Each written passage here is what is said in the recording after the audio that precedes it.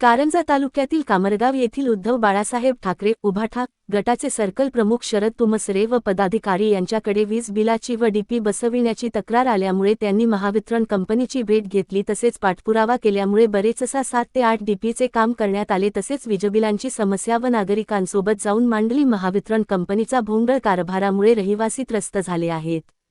गेल्या 5 ते 6 महिन्यांपासून वीजग्राहकांना चुकीचे रीडिंग, वाढीव स्वरूपात विजेची बिले यांसारख्या समस्यांना तोंड द्यावे लागत आहे।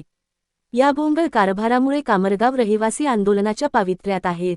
गेल्या 5 ते 6 महिन्यांपासून कामरगाव व आजूबाजूच्या खेडेगावातील अनेक ग्राहकांना अवाच्या सवा रकमेची वीज बिले येत आहेत। अनेक ग्राहकांनी भरमसाठी वीज बिल येत असल्याबद्दल तक्रारीही केल्या, मात्र त्यांच्या तक्रारींची दखल घेतली गेली नाही। काहींना तर ही बिले भरावीच लागली।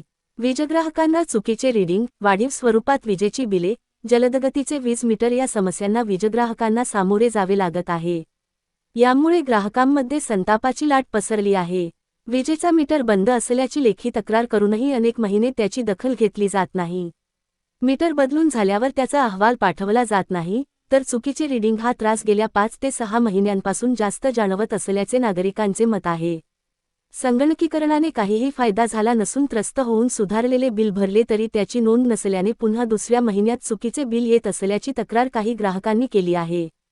महाभारत न्यूज कारंजा मुख्य